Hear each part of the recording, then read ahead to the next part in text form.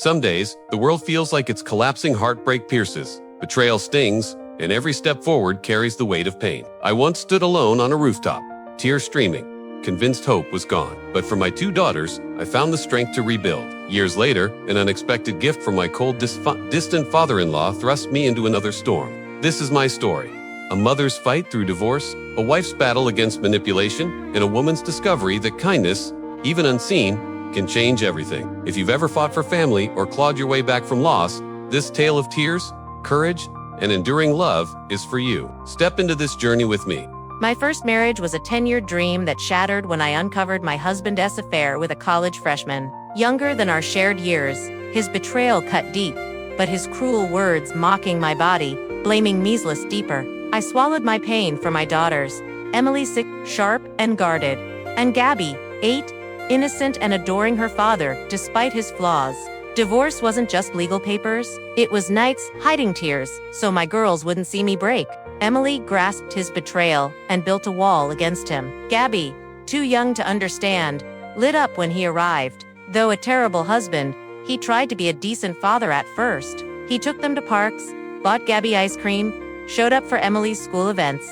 It wasn't enough for Emily, but Gabby's love made co-parenting both possible and agonizing. We agreed on custody, Tuesdays through Thursdays with him, Fridays through Mondays with me. Each drop-off tore at my heart, wondering what he'd say or do. Emily grew quieter, her teenage spark fading. Gabby's chatter about her dad came with longer hugs when she returned. Co-parenting was a tightrope balancing their love for him with my need to protect them. Then came a pivotal day. When I learned my ex was marrying his affair partner, I fled to my office rooftop, sobbing, feeling the world mock my pain. Ben, a coworker I'd barely noticed, found me.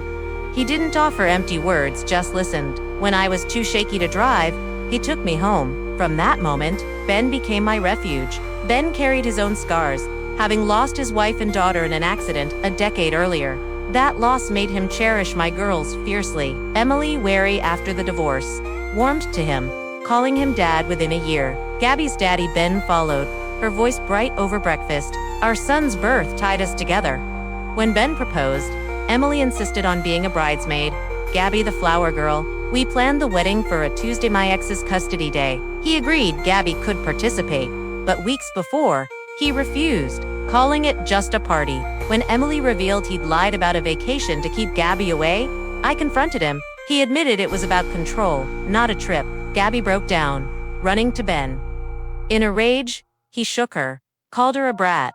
I slapped him first. He raised his hand, but Ben stopped him. That night, Emily's confession gutted me. Since I'd started dating Ben, their father turned cruel, forcing them to call his new wife Mom, raging when Gabby said Daddy Ben, and pressuring them to reject our family. Emily endured visits to protect Gabby, carrying that burden alone. I blamed myself for missing their pain. Gabby barely spoke, clinging to Ben.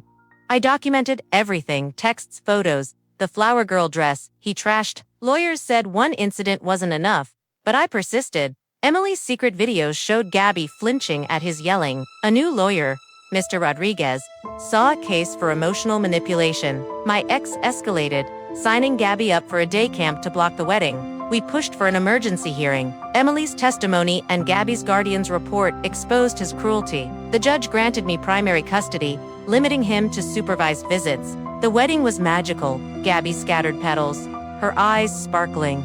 Emily stood by me, tears falling. My ex tried to disrupt, demanding Gabby at the venue, but Emily's bold words and Ben's quiet strength stopped him. Gabby danced on Ben's shoes at the reception, oblivious to the drama. My ex's wife, inspired, planned her divorce. Gabby's nightmares faded. Emily reclaimed her teenage years, and Ben adopted her. My ex, after therapy, softened, allowing Gabby a healthier bond. On our delayed family honeymoon, Gabby collected seashells to show her dad, not with fear, but pride. Now, as she prepares for middle school, our family thrives imperfect, but full of love. Years later, another shock hit. My second marriage, to David, seemed stable, despite his controlling streaks isolating me from friends, urging me to quit my job. His father, Frank, was distant, grunting at my casseroles during family dinners. When Frank died, I assumed David would inherit everything. Then the lawyer called.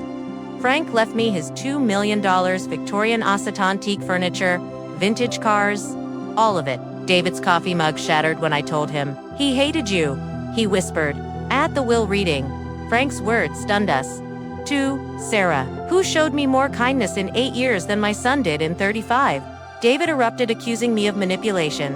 I remembered hospital visits reading to Frank, washing his hair, helping him eat while David was too busy. David's betrayal came fast. He demanded I sign over the house, threatening lawsuits and ruin. At 2:17 a.m., I caught him forging the will, replacing my name with his. It's justice, he sneered, accusing me of scheming. When I refused, he grabbed my wrist, twisting until tears came, vowing to destroy my reputation. I locked myself in the bathroom, heart racing. 8 years of marriage, and I'd missed the signs. His control, his veiled criticisms. I called my sister Emma. Leave now, she urged, but I couldn't. He'd destroy the evidence. I decided to outsmart him. The next day, I played along, wearing the dress he wanted. At the lawyer's office, I showed security footage of David forging the will and revealed my bruises. It's a felony, the lawyer said. Calling the police, David begged, but I was done. Frank's letter, given as police arrived, broke me open. You were there when David wasn't. You're the daughter I never had. Build a life with someone who deserves you. A safety deposit box held more jewelry. A mountain cabin deed, $200,000 for whatever makes you happy. The cabin, a cozy lakeside retreat, had a note. Welcome to your sanctuary. I divorced David. His narcissism unraveled, and court testimonies of jealousy and manipulation sealed his fate. The will was airtight. I planted Frank's favorite tomatoes in the garden, turned his study into a reading nook, and volunteered at a hospice, reading to patients like Dorothy, who left me her books. David, on probation, wrote from Denver, remorseful, inspired by a kind woman. I filed his letter away, choosing not to rebuild that bridge. Now, I split time between Maple Drive and the cabin. I'm writing a book Tuesday afternoons. Lessons in Love and Loss, inspired by Frank and Dorothy.